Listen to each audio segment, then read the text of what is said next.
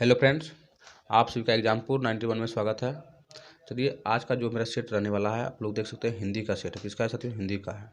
वो भी आपका पेपर 1 क्या है, पेपर 1 के लिए भी है, पेपर 2 के लिए भी है साथियों। आपको कहना नहीं है कि पेपर 2 के लिए सिर्फ है, आपका दोनों के लिए है। पेपर 1 में जो भाई बहन है उसके लिए भी है, और पेपर 2 में जो भाई बहन है उसके लिए भी है साथियों। इसलिए आप लोग अच्छा से देखिए। आपका 15 नंबर रहेगा। आपका पेडागोजी बहुत इंपॉर्टेंट है। इसमें पेडागोजी कीजिए, कम से कम प्रीवियस ईयर अगर करिएगा तो 15 को में कम से कम तो 12 प्लस क्वेश्चन ही रिपीट होता है साथियों। इसलिए ध्यान से करना है, समझना है साथियों। इसलिए हम लोग बिना टाइम वेस्ट किए हुए डायरेक्ट क्वेश्चन की ओर चलते हैं। और अगर एग्जाम्पल 91 पर नए हैं साथियों तो चैनल को लाइक सब्सक्राइब जरूर से जरूर कीजिए। देख सकते हैं आपका कौन सा शिफ्ट का है, तो 11 जनवरी 2023 का क्या किसका साथियों, 11 तारीख और 2023 का है साथियों। प्रीवियस ईयर क्वेश्चन है साथियों। इसलिए बहुत इंपॉर्टेंट होता है एग्जाम की, कोई भी एग्जाम की दृष्टि से प्रीवियस ईयर बहुत इंपॉर्टेंट होता है साथियों। ये हम लोग बिना टाइम वेस्ट किए हुए क्वेश्चन को चलते हैं। बोला गया है पराभाषिक जागरूकता क्या है साथियों। पराभाषिक जागरूकता जो होता है साथियों आपका, वो होता है आपका, नीचे चलिए, नीचे में है आपका आंसर। आपका जो होता है साथियों, पराभाषिक जागरूकता जो होता है आपका, भाषा के बारे में चिंता करने तथा बात करने की योग्यता को हम लोग पराभाषिक बोलते हैं। जितना चिंता करेगा भाषा के बारे में, भाषा में, उतना बच्चा सीखता है। ये भाषा देखो, उतना पॉजिटिव आंसर भी होता है और सीखता भी है साथियों। चिंता करना बहुत पेडागोजी में बहुत इंपॉर्टेंट बना गया है, बहुत पॉजिटिव शब्द माना गया है साथियों। उसके बाद एक व्यवस्थित प्रतिक्रिया, जहाँ एक शिक्षक पहले शिक्षार्थियों को समस्याओं का निदान करता है और फिर उसके बाद उपयुक्त डैश पद्धति प्रयोग करता है। फिर उपयुक्त डैश पद्धति उपयोग करता है साथियों। उपयोग करता है, ध्यान देना, उपयोग करता है बोल रहा है। तो आपका उपचारात्मक क्या हो सकता है? उपचारात्मक सबसे पहले उपचार कर रहा है, क्या निदान है, क्या उसके अंदर खराबी है, समस्या का निदान करता है। तो हम लोग पहले उपचार कर रहे हैं, उसके बाद उसको उपयोग कर रहे हैं कि अब कहाँ गड़बड़ी है। चलिए हम लोग नेक्स्ट सवाल पे चलते हैं साथियों।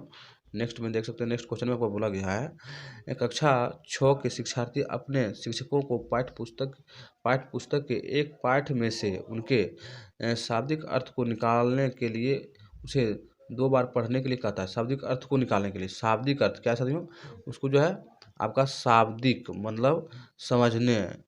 तो कौन सा हो जाएगा आपका गहन। जब तक आप लोग गहन पठन नहीं कीजिएगा तो आप लोग अर्थ निकाल पाइएगा? नहीं निकाल पाएगा। इसलिए आपका इसका जो होगा साथियों, आपका गहन पठन होगा। आंसर क्या होगा साथियों? तो इसका जो आंसर होगा आपका गहन पठन होगा। इसलिए आप लोग जब तक गहन पठन नहीं करिएगा तब तक शाब्दिक अर्थ निकाल ही नहीं, कोई भी चीज़ का अर्थ निकाल नहीं सकिएगा साथियों। इसलिए चलिए हम लोग नेक्स्ट सवाल को चलते हैं।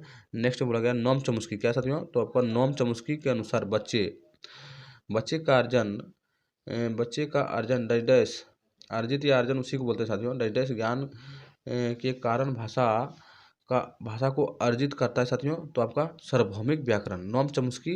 एक बात ये ध्यान दीजिएगा कि नॉम चमुस्की के अनुसार जो भी क्वेश्चन आएगा आपका सार्वभौमिक व्याकरण के आधारित पर ही आएगा। इसलिए आप लोग अकबकाना नहीं है साथियों। इसलिए जितना से जितना हो सके उतना उतना मारिए। इसलिए हम लोग नेक्स्ट सवाल की ओर चलते हैं। नेक्स्ट में बोला गया है निम्नलिखित में से कौन सा भाषा समृद्धि परिवेश के बारे में सही? भाषा समृद्धि परिवेश के बारे में सही है साथियों। तो भाषा समृद्धि परिवेश जो है साथियों आपका सेकंड सही हो जाएगा। यह सहज भाषा समृद्धि और विकास की नींव रखता है साथियों। भाषा समृद्धि परिवेश जो है ना, सहज भाषा वृद्धि और विकास का नींव रखता है साथियों। सही बात है। चलिए हम लोग नेक्स्ट सवाल को चलते हैं।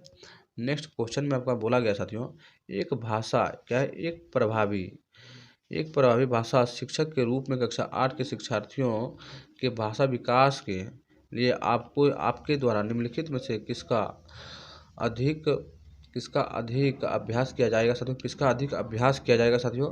तो आप लोग जानते हैं किसका अधिक हम लोग अभ्यास करेंगे भाषा समझने में। तो आपका जो होगा साथियों, आपका लक्ष्य भाषा को बोलने और अंतःक्रिया करने के लिए उन्हें अवसर प्रदान करना साथियों। लक्ष्य भाषा को बोलना है और उसके बाद अंतःक्रिया भी करना है, उसके बाद अवसर भी हमको बच्चे को प्रदान करना है। नहीं दीजिएगा अवसर बच्चे को तो वो नहीं सीखेगा, और इसलिए आपका आंसर क्वेश्चन आपका गलत हो जाएगा। इसलिए जितना जितना हम लोग बच्चे को अवसर देंगे उतना उतना वो सीखेगा, उतना उतना पॉजिटिव हो जाएगा। क्या होगा साथियों? पॉजिटिव ने आंसर सही होने का संभावना ज़्यादा होगा, क्योंकि हमको बच्चे को पेडागोजी में भगवान की तरह मानना है साथियों। चलिए हम लोग नेक्स्ट क्वेश्चन के चलते हैं साथियों। नेक्स्ट बोला गया है रचनात्मक आकलन डैश में मदद करता है। रचनात्मक आकलन जो है साथियों आपका डैश में मदद देता है। आपका ए नंबर गलत है, क्योंकि ए में बोला गया कक्षा प्रतियोगितात्मक वातावरण सूचित करता है। आपका गलत हो गया। रचनात्मक इस तरह नहीं करता है। उसके बाद ये भी गलत है साथियों। शिक्षण में शिक्षक की क्षमता आकलन नहीं, जब रचनात्मक है तो बच्चे का आकलन हम लोग याद करेंगे। उसके बाद साथियों देख सकते हैं आप लोग, बोला गया है आपका सुधार करने हेतु शिक्षार्थी का गुणवत्ता प्रतिपुष्टि देना। ये बात सही है साथियों, क्योंकि बच्चे को हम लोग प्रतिपुष्टि देंगे, कौन बच्चा कितना क्षमता से कितना पढ़ रहा है नहीं पढ़ रहा है, वो बात सही हो जाएगा। उसके बाद सप्ताह में परीक्षा आयोजन, ये नहीं होगा साथियों, ये योग्यात्मक आकलन होता है, रचनात्मक नहीं होता है साथियों, इसलिए आपका थर्ड सही हो जाएगा। सुधार करते हुए शिक्षार्थियों को गुणवत्ता की प्रतिपुष्टि देना, ये बात सही है साथियों। चलिए हम लोग नेक्स्ट सवाल पे चलते हैं। नेक्स्ट क्वेश्चन में बोला गया है कक्षा छोटे बच्चे से अच्छे लेखन कौशल का विकास कैसे कर सकते हैं साथियों। छोटे बच्चे को कौशल का विकास नहीं, लेखन कौशल का विकास हम लोग कैसे उसके अंदर कर सकते हैं। तो आपका जो होगा साथियों, आपका सेकंड सही हो जाएगा। शिक्षार्थियों ने जो अच्छा कार्य किया है उनकी प्रशंसा करें, मतलब पढ़ते हुए आगे सुधार हेतु विशेष टिप्पणी द्वारा जो अच्छा कार्य करेगा उनको हम प्रशंसा, उसको हमको मन को बढ़ाना है, मोटिवेशनल करता है, और आगे करते हुए टिप्पणी देना चाहिए साथियों, वो ज़्यादा पॉजिटिव हो जाएगा। चलिए हम लोग नेक्स्ट क्वेश्चन पे चलते हैं। नेक्स्ट क्वेश्चन में आप लोग देख सकते हैं, नेक्स्ट में बोला गया है कि पाठ क्या है साथियों, आपका पाठ अवबोध डाइजेस्ट, पाठ अवबोध डाइजेस्ट योग्यता है साथियों। पाठ अवबोध का डाइजेस्ट योग्यता कौन सा हो जाएगा, आपका पाठ अवबोध का जो योग्यता हो जाएगा आपका एक ही सही हो जाएगा, क्योंकि पाठ्य वस्तु क्या है, पाठ्य वस्तु के अर्थ को समझने के लिए सभी शब्द समझना चाहिए साथियों। सही बात, सभी शब्द को समझना जरूरी हो जाता है साथियों। चलिए हम लोग नेक्स्ट क्वेश्चन के चलते साथियों, बिना टाइम वेस्ट किए हुए नेक्स्ट क्वेश्चन में आपका बोला गया है पाठ्य वस्तु के कठिन, कैसे तो पाठ्य वस्तु के कठिन शब्द के बारे में व्यवहार करने के लिए भाषा शिक्षण पहले शब्द को मातृभाषा के रूपांतरित करती है और फिर शिक्षार्थियों को उन्हें याद करने के लिए कहती है। डेडेस का प्रयोग कर रहा है साथियों, तो याद करने का कर रही है और वो मातृभाषा के रूप में रूपांतरित, आप लोग जानते हैं व्याकरण अनुवाद विधि को हम लोग रूपांतरित कर सकते हैं और याद भी कर सकते हैं, अन्यथा प्रत्यक्ष विधि को हम लोग कुछ नहीं कर सकते हैं, प्रत्यक्ष को नहीं कर सकते, संरचनात्मक उपागम नहीं है साथियों, और संप्रेषणात्मक उपागम भी नहीं होगा, आपका व्याकरण अनुवाद विधि होगा साथियों। चलिए हम लोग नेक्स्ट सवाल पे चलते हैं। नेक्स्ट क्वेश्चन में आपका बोला गया है भाषा के संप्रेषणात्मक, क्या है साथियों, भाषा के संप्रेषणात्मक कौशल, संप्रेषण परक भाषा शिक्षण शिक्षार्थियों को कक्षा में उद्देश्यपूर्ण बातचीत में भागीदारी, क्या साथियों, बातचीत में भागीदारी निभाने हेतु अवसर देने पर बल देती है, क्योंकि यह बढ़ावा देता है, किसका बढ़ावा देता है साथियों, तो ये जो बढ़ावा देगा साथियों आपका एक नंबर सही हो जाएगा। कक्षा में स्वतंत्र रूप से मातृभाषा का प्रयोग, कक्षा में जो है ना साथियों स्वतंत्र रूप से हम लोग मातृभाषा का प्रयोग करेंगे, सही बात है। चलिए हम लोग नेक्स्ट सवाल पे चलते हैं साथियों। नेक्स्ट क्वेश्चन में बोला गया है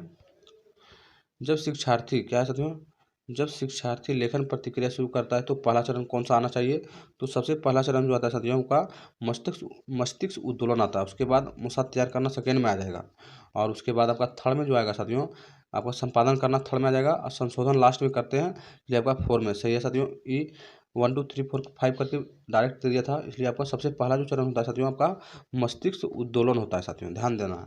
चलिए हम लोग टाइम वेस्ट के नेक्स्ट क्वेश्चन के चलते साथियों, अगर एग्जाम्पल 91 पर नए हैं तो चैनल को लाइक सब्सक्राइब शेयर जरूर से जरूर कीजिए, क्योंकि बहुत इंपॉर्टेंट है साथियों, इस सेशन आपका बहुत इंपॉर्टेंट है साथियों, आपका वो कि खास करके पेपर 2 के लिए आपका SST है, जिसके लिए उसके लिए बहुत इंपॉर्टेंट पड़ेगा साथियों, इसलिए शेयर भी कर दीजिए और चैनल को सब्सक्राइब भी कर लीजिए साथियों।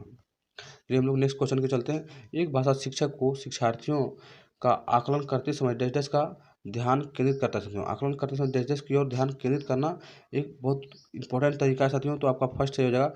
शिक्षार्थियों के निष्पादन के बारे में सूचना एकत्र करने के लिए विविध तरीके का प्रयोग करते हैं साथियों, सही बात है, विविध तरीका का हम लोग प्रयोग कर सकते हैं सूचना को एकत्र करने के लिए, सही बात है। चलिए हम लोग नेक्स्ट सवाल के चलते साथियों। नेक्स्ट सवाल में बोला गया है भाषा सीखने के बारे में निम्नलिखित में से कौन सा कथन सही था साथियों, भाषा सीखने के बारे में, तो भाषा सीखने के बारे में सबसे पहले कौन सा कथन था, क्योंकि पहले जो मातृभाषा होता है साथियों आपका प्रथम भाषा जो है अन्य भाषा को सीखने में बहुत योगदान देता है, बहुत सहयोग करती है साथियों, सही बात है। आपका कोई भी भाषा आप सीखिएगा अगर उससे पहले आप कोई एक भाषा जान रहे हैं तो आपको सीखने में बहुत लाभदायक और बहुत कारगर महसूस होगा साथियों। चलिए हम लोग नेक्स्ट सवाल पे चलते साथियों। नेक्स्ट क्वेश्चन में बोला गया है और इस सेट का अंतिम सवाल है साथियों, इस सेट का अंतिम सवाल में बोला गया है कक्षा में स्वर क्या है साथियों, कक्षा में स्वर पाठन डैश के ये एक अच्छा तरीका है साथियों। कक्षा में स्वर पाठन आपका सर स्वर पाठन के लिए सबसे कारगर तरीका कौन सा हो सकता है साथियों? तो आपका जो हो सकता है, आपका 4 सही हो जाएगा। 4 में बोला गया है शिक्षार्थियों को विराम, क्या है साथियों? शिक्षार्थियों को विराम चिन्हों का उपयोग करते हुए सही उपचार, क्या है? सही उपचार के साथ पढ़ने की योग्यता बनाने, सही उपचार के साथ पढ़ने की योग्यता बनाया जाता है साथियों। सही बात है। चलिए हम लोग का इस सेट समाप्त हो गया। अगर एग्जाम्पल 91 पर नहीं है तो सबसे पहले चैनल को लाइक कर लीजिए, शेयर कर दीजिए और चैनल को सब्सक्राइब भी कर लीजिए। चलिए हम लोग अब नेक्स्ट पार्ट में मिलेंगे साथियों। जय हिंद साथियों।